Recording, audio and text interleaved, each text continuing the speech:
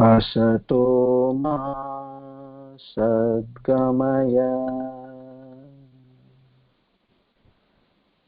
तमसो मा ज्योतिर्गमय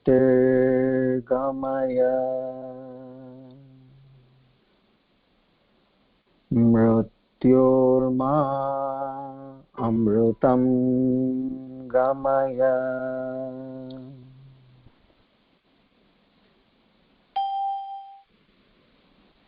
सहनाववतु सहनो भुनक्तु सह वीर्यं करवावहै तेजस्विनावधीतमस्तु मा विद्विषावहै ॐ शान्ति शान्ति शान्तिः हरि ओम तत्सत् श्री चिन्मय सद्गुरवे नमः Shri कृष्णार्पणमस्तु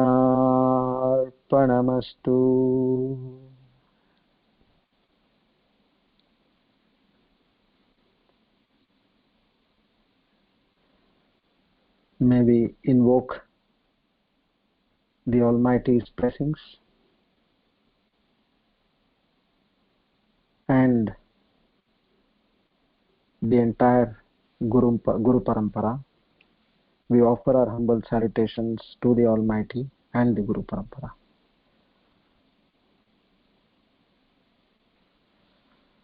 So today on the 15th of April 2020, we start our discourse 8, which is on the Hindu calendar,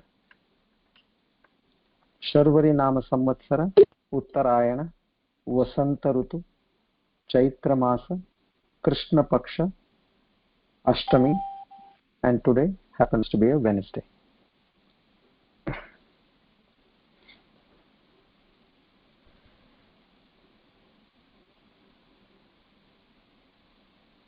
Reminding ourselves again and again about our goals in life, our mission in life is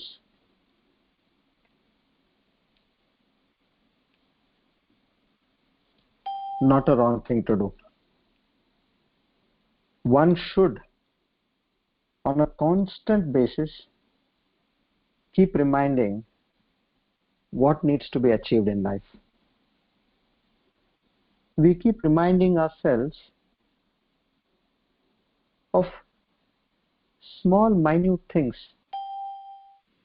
But when it comes to gaining the highest, it has to be done not every day, but moment to moment, time to time, intraday as well. Am I audible to everybody? Chetna was mentioning that I'm not audible, cannot hear the voice. Please give me a feedback. Okay, good. So, in this situation, we are looking for the supreme truth. We are looking for joy, happiness, bliss in life, and eventually we want to gain the highest, that is liberation, salvation, mukti. Having heard so far what is the supreme truth and what is not the supreme truth, in Sanskrit they call it as Atma and Anatma. Atma is the supreme truth, and what is not the supreme truth is the Anatma. We could understand what is not the supreme truth, which is very small in number to understand and relate to, compared to the qualities of the Supreme Truth, which as you see and as you progress with the text, chapter 2 only contains majorly about the Atman.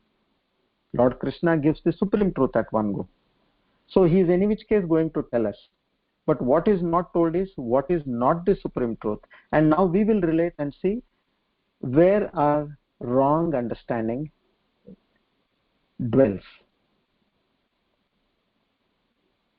So we got to know that the three states of our daily life, which is the waking, the dream, and the deep sleep, are anatma, which is not the truth. The panchakoshas, which I have yet to explain, that is also not your true self.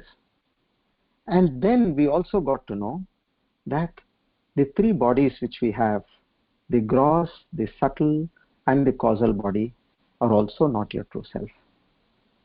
But having said that, you all know very clearly that what is not the self we have considered to be on first hand experience the foremost truth in our life. Think. Don't you consider your waking to be truthful? Don't you consider your body, your mind, all these vibrant and truthful? So now then, how do I get rid of this? So that's where, as light dispels darkness, so in the same way, knowledge dispels ignorance. So, and that is exactly where we are now coming to that knowledge part over here.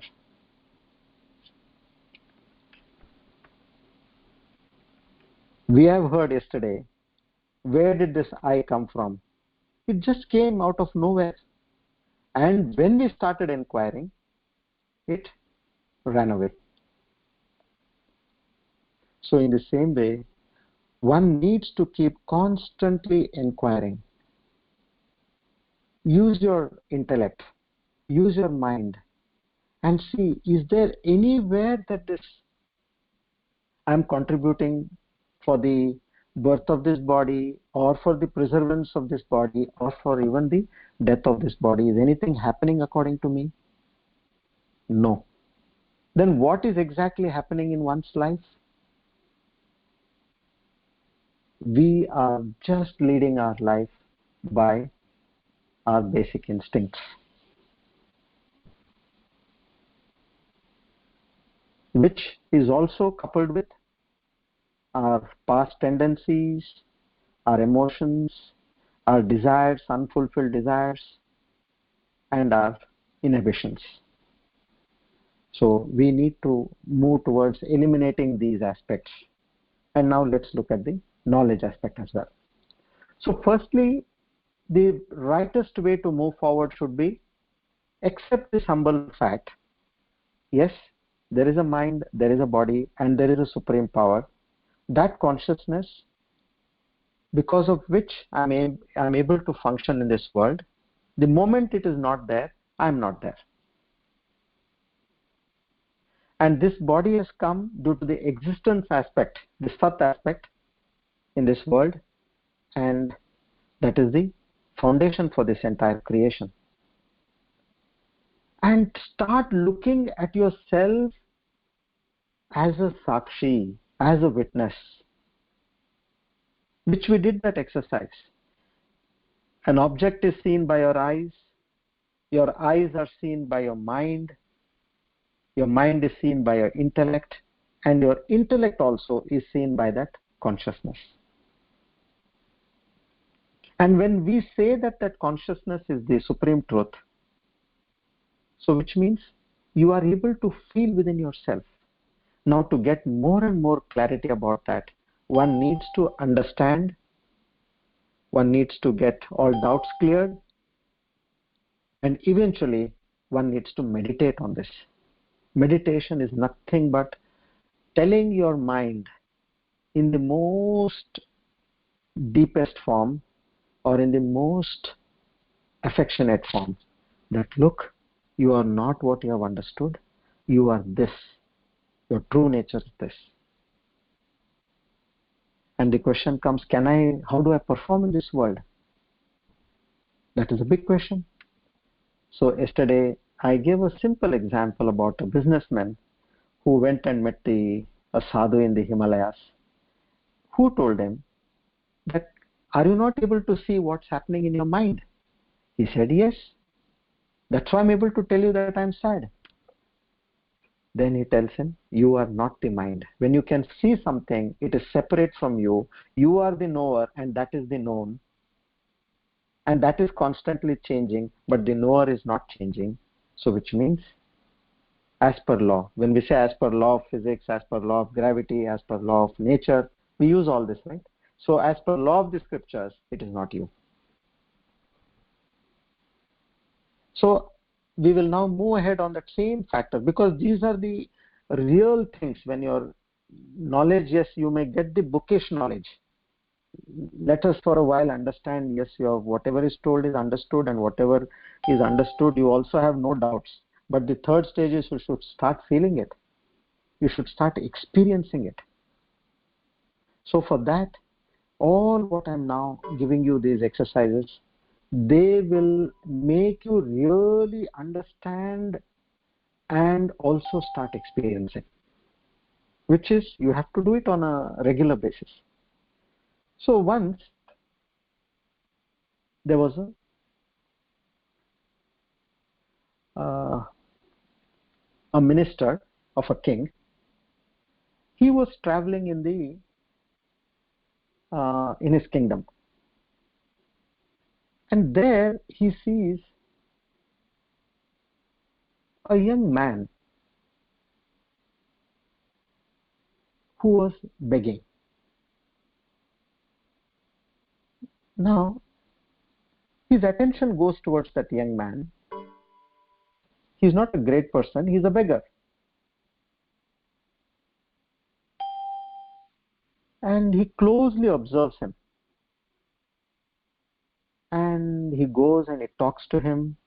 And then he asks him to show his back. Then he looks at his neck. And then he looks at his hand, the leg. And he's astonished. He's wonderstruck. He's extremely overwhelmed. Why? This beggar was none other than the prince of that kingdom, who was lost when he was about 3 years old during one of the wars. Now the king has gone on a pilgrimage. He says, "Hey young man, you are the prince of this kingdom. And all these, why did I check your back, your hand, your leg, your neck? They were all moles and scars in different places, which I have been with this king for the last 60 years. And we know all about this." And he is extremely happy.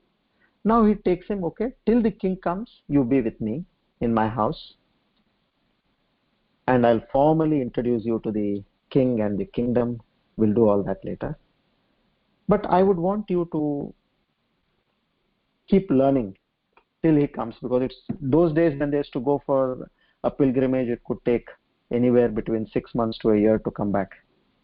So you keep learning the art of war, learn political science, learn administration, human relationship, all this you need to learn, and I want to also groom you. So this young man is quite convinced about this, and he goes with the minister. He stays with him, and his training is on. One day, the prince, the so-called ex-beggar, he asks the minister, "Look, I would like to go and meet my old beggar friends. In fact, they are my buddies. It's almost 2 months now that I have been not in touch with them. I would like to go for a day and come. So the minister says, well, please go. Now here the prince, now he had his old clothes. It was for memory he had kept them. So he wears those old beggar clothes and he comes into the town. Then he meets all his old friends, hugging and laughing and cheerful. Arey, we thought you were lost. Where did you go and all that? Fine, all that was good. And his old profession, begging. So everybody says, okay, now we have come to the streets, and okay, you take this street, I take this street, and they start begging. So one place, this prince beggar, he goes, and somehow it's a rich man's house. The rich man is quite enthused about some good news in his family, and he's very happy, and he gives him a gold coin as a gift. So in Bhiksha, imagine this beggar getting a gold coin. But now, what is the mental fabric of this beggar who is a prince? He knows, I am a prince. What does this matter to me? He accepts it. With honor, he accepts it. He thanks him very much and he comes. But at the back of his mind, there is no sense of joy, nor sense of pride, nor sense of attachment. Now he moves forward.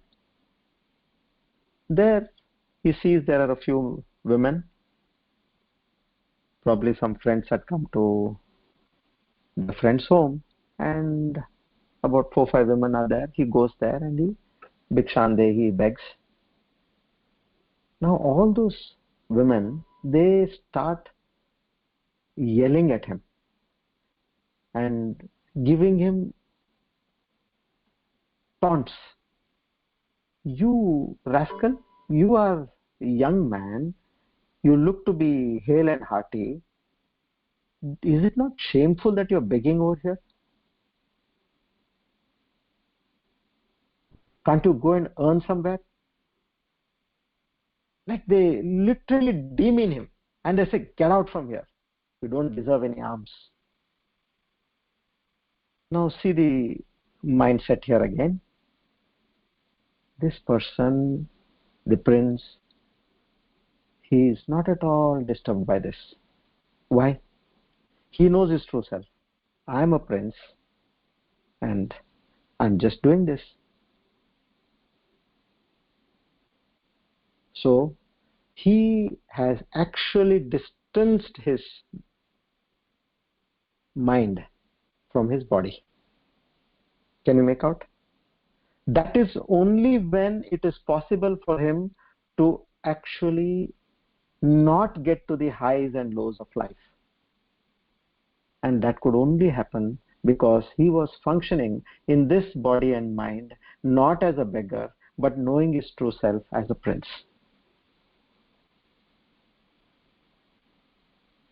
In the same way,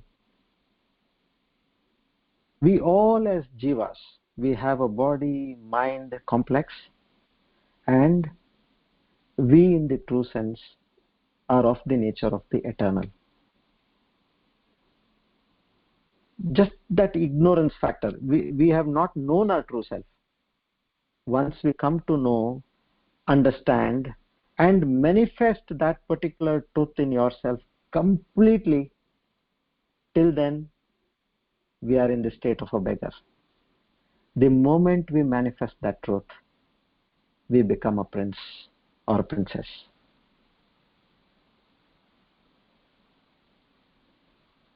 Another way of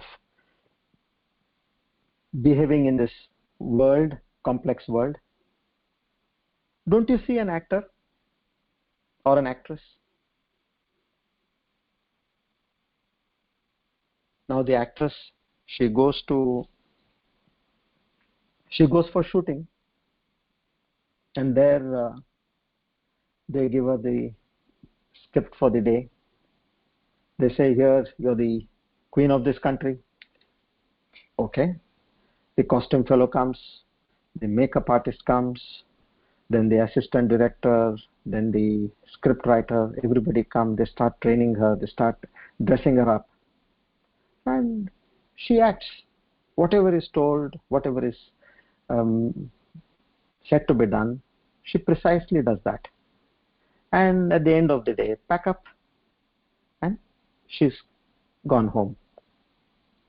Now, while she was acting, she knows her true self, that she is an actor or an actress. Nowhere she was of the opinion that, that pride or that ego in her came in, that I am a queen and things like that. No, she only behaved. Because in this world, when you are there, you have to behave the way the world wants. But at the back of your mind, you were nowhere attached to that role. You have to underline the word attached. Then next day she has a date with another studio. She goes to that studio. And there they look at the schedule and they say, oh madam, today you're a Kamwali Bai in this house. Okay. Costume, makeup, dialogues, assistant director giving the knowledge of the feel and how she has to behave, what is this environment around her, all that is told to her. She acts. And wonderfully, and she, end of the day, she comes out. Now here, did at any point of time she felt low in her life? Did she felt dejected? What is my fate? What is my state of affairs? No. She knows her true self. So this is something which one needs to, why I'm giving several examples. Yesterday I gave one story of the businessman. Today I have told you about the prince beggar story. Third, I'm telling you about the actor. Whatever suits you, whichever flavor suits you, take that. And you have to start practicing. Unless and until you come out of this body and mind complex, which is your false self, you are not going to experience bliss. Having said that, yes, you may now and then get some flashes of joy and happiness, which are momentary. But if you are looking for that eternal aspect of joy, bliss, you have to know your true self and you have to stay in that state of true self. We as humans, now that we are in the field of business, in the field of work, in the field of profession, corporate world, homemaking, whatever field we are in, the advantage of looking at yourself from the point of view of a sakshi or a witness is multifold. I'll explain this further. You all must have heard, say a 2020 match is going on. During that time, people are talking. Hey, this fool, I tell you, this Sachin, why did he hit the ball in that direction? There was no need to hit in that direction. There was so much place in the front left or whatever it is. And now we'll be thinking, arey, these people, what? They talk great about, they talk nonsense about Sachin and all. Which means what? These people only know how to play cricket better? Actually, when such people talk on these lines, technically they are not wrong. They are very right. The reason is, these people have a panoramic view, a 360-degree view, a pyramid view of the entire game. Now, when Sachin was about to receive the ball and bat, he had looked around and he had made up his mind that yes, behind me to the left, to the right, I can strike the ball, and one or other two movements. But what does he know while he was about to bat that somebody else has come and already stood in that place? He cannot see back, right? So he hit the ball there, and there was a person there. He got caught. And the person, spectator who is talking, is not wrong. He said the right thing. Arey, didn't he have sense? Why did he hit there? Similarly, we see people talking about football. Like say now, Messi is with the ball. He's running. He's almost near the goal post. Many people have crowded him to defend. He dodges them, and eventually he kicks the ball, where his opening is just that 1/3 of the goal post, and where there is a goalkeeper, and he holds the ball. What does the spectator say? This fellow, he didn't have his mind. There was Fernando who was coming just 10 steps behind him to the left. If he had just passed the ball to him, he had enough space to kick. Now, was the spectator wrong? He's absolutely right. Because of the panoramic view of the situation, what he got. In the same way, similarly, we also, when we start looking at our life from the Sakshi Bhava or as an observer, not being involved in the character, you have a better view, you have more clarity, you have more decision-making skills at your disposal because of your positioning. So both ways, one from the point of view of knowing your true nature, two from the point of view of you achieving more in this materialistic world. How more? Your decisions are better because of clarity. Because decisions are better, action is more effective. Effective actions give effective results, and that is what we are looking for.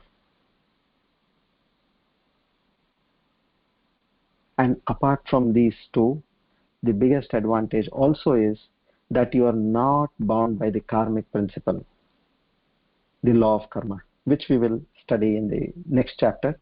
What is law of karma? Anything you have done with a sense of me having done it, which is known as the kartrutva. You as a karta, you have done it.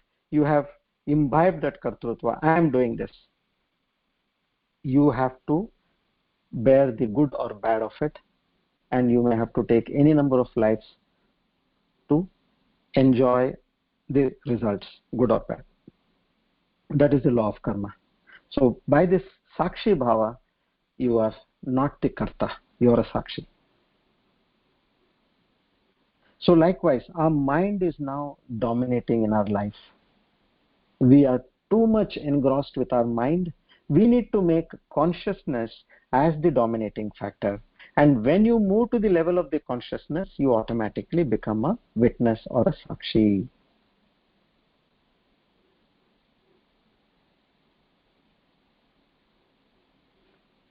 I'll tell you a true story. This happened during Buddha's time. Now here, it so happened that one prince of a neighboring kingdom where Buddha had resided, although being a prince, he got drawn towards spirituality, and he says, I must embrace spirituality at a very young age. And he comes to Lord Buddha and he says, well, I want to understand spirituality and do all the sadhana, whatever you say, I'm ready to do. And he had his parents' permission. Well, he joined the Buddha's ashram. Now what Buddha was telling him is about awareness. That is what we call as Sakshi, no? He says, Samyak Nirikshan, the right observation, Vichar Samyata, body, thought and feeling, meaning all three have to be in sync. And you need to basically be a witness to all these, and you should not be a part of this. So that was a class which went on, and then the prince, it was about lunchtime, and when it is lunchtime, each bhikshu, these people are known as bhikshu, they are allotted certain houses of a particular village where they have to go and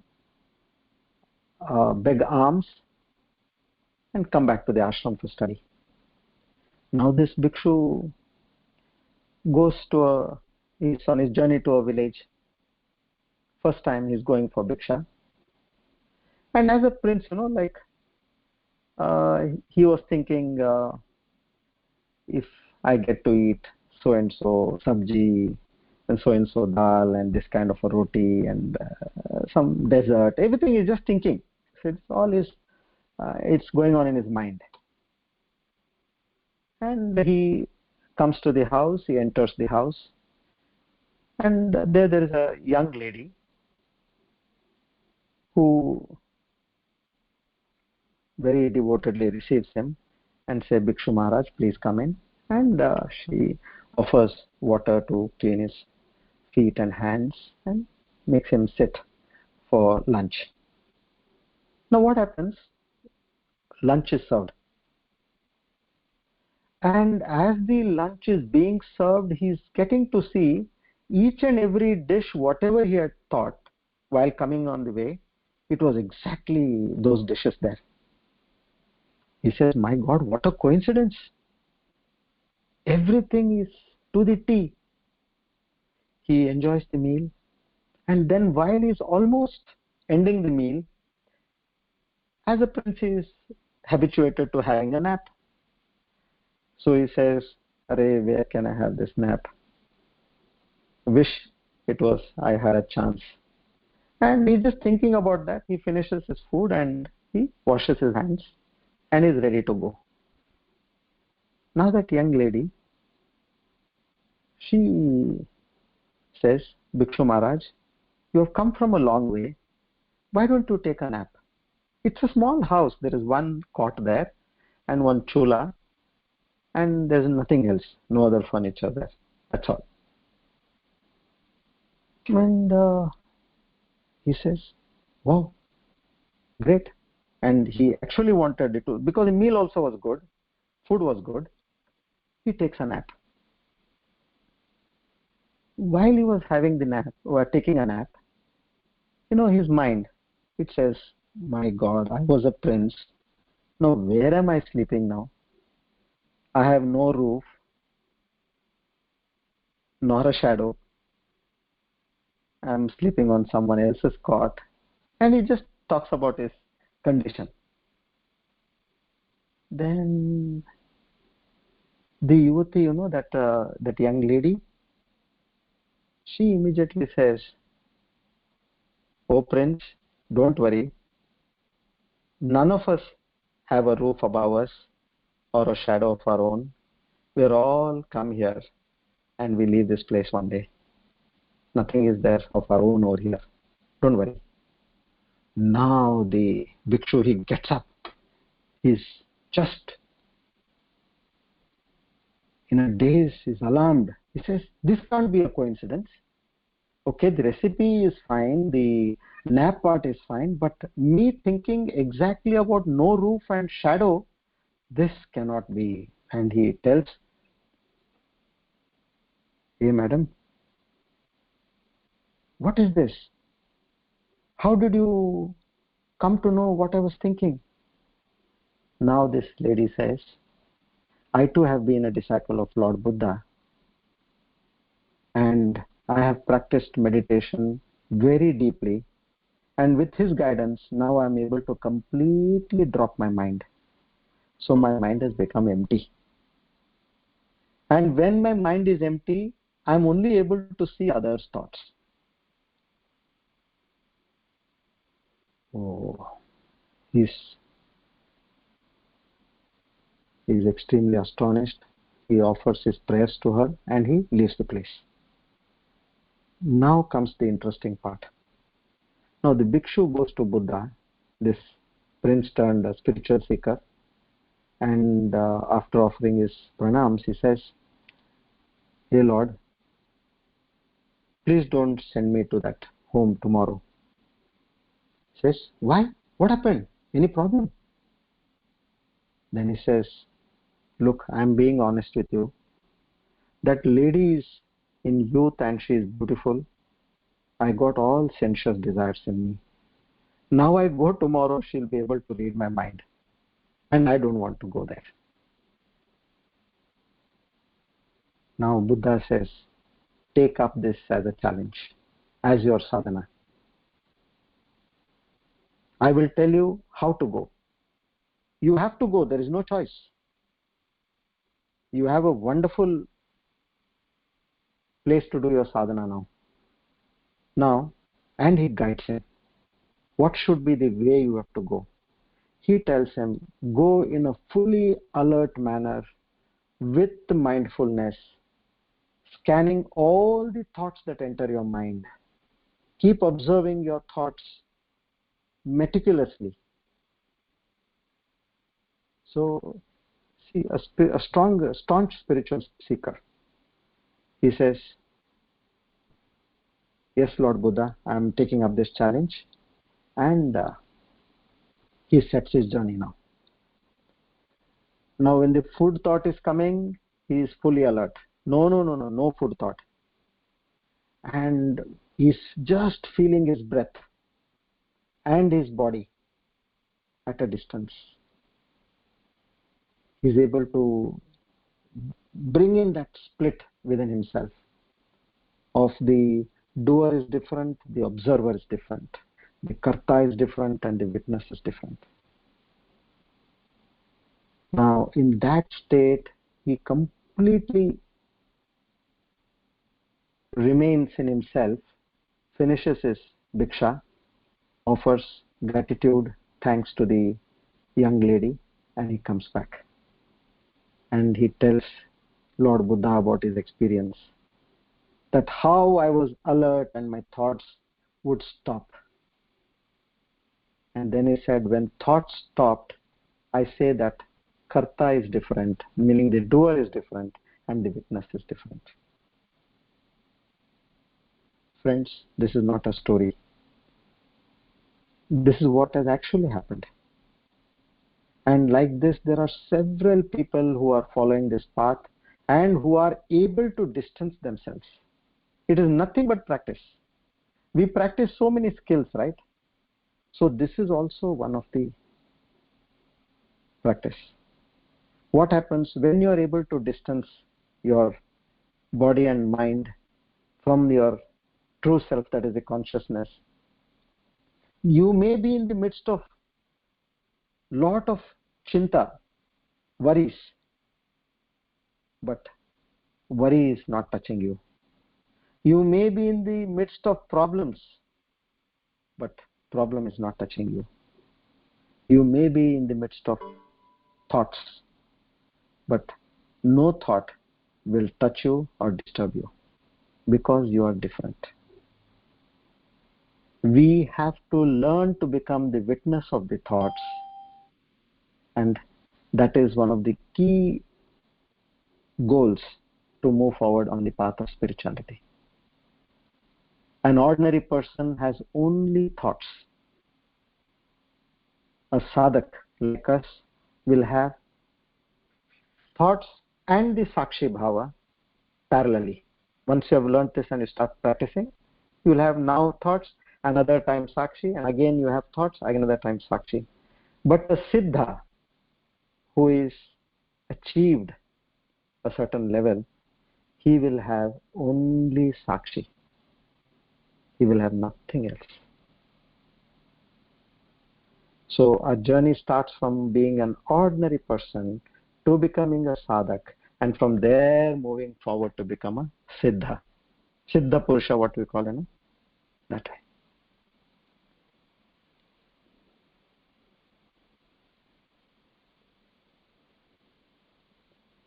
Okay. So this is all the foundation what I am preparing you all for starting the second chapter, Atma Gnan. I hope you all able to understand and you're able to get something, start feeling something, I just look forward for your feedback, so that there can be some changes in the method of teaching and explaining and making you all understand. Okay. Any questions? I'll switch on the Q&A. You can either type or come to the Q&A.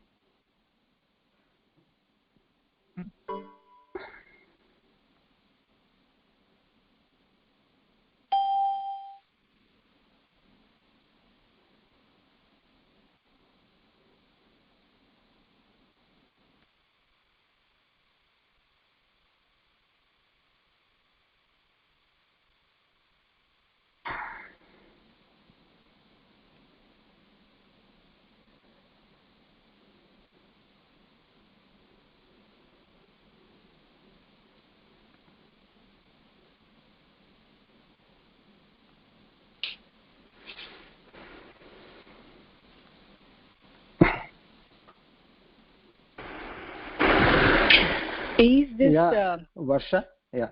Good evening. Is this Sakshi Bhavana is exactly told as Pratyahara in Patanjali Yoga? No. Pratyahara is withdrawal of senses. Yeah. So withdrawal, that is, you're still at the body and mind level, no? That is the fifth stage.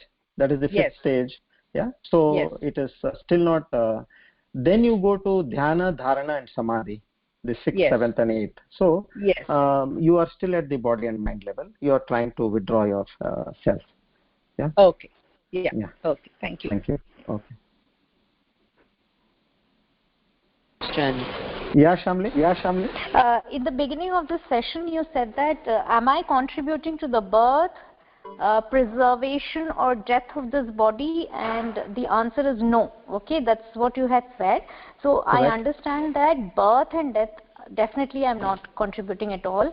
But are we all not doing something to preserve ourselves? What are you doing? Accepting living by things like eating and things like that? Yes. Now you know science has proved that your entire cells in the body are replaced in a period of 7 years, excepting for some brain cells. So 50 trillion cells replaced in 7 years. Do you have any idea? No, that's a staggering amount. Yeah. So it's like that. We really, there's so many things happening in this body. Okay. You're saying what is happening involuntarily? Yeah, involuntarily within the body, we are not contributing towards that at all. Nothing. Rather, we abuse the body. We don't even take care of the body to the in the rightest manner. We go by our instincts, by our taste. We don't follow what is prescribed. That is. Okay. Yes. Is it clear, Shamli? Yes. Thank you. Okay. Thank you.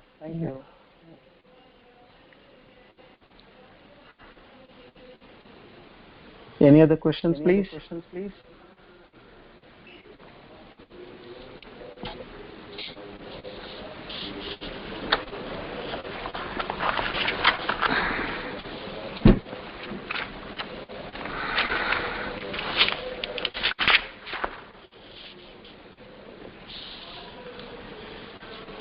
Okay. Let's end the session.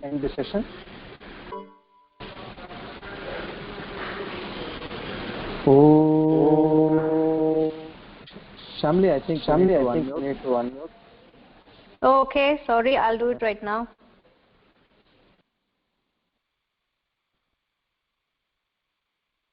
Om Purnamada Purnamidam Purnat Purnamudachyate Purnasya Purnamadaya Purnamevavashishyate.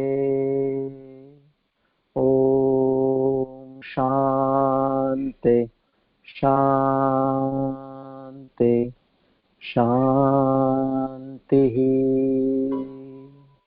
Hari Om Tat Sat. Shri Chinmaya Sadgurave Namaha. Shri Krishna Panamastu. O Lord, the Almighty, the Supreme Truth, we are so thankful to you for having granted this rare opportunity to seek this supreme-most knowledge. I humbly beseech and sincerely pray to you that make this a living reality in our lives. Free of hatred, free of anger, free of anguish, and move forward to reach your golden feet. Our pranams to the entire Guru Parampara. Thank you one and all. Hari Om to all of you. Let's meet tomorrow again. Hari Om.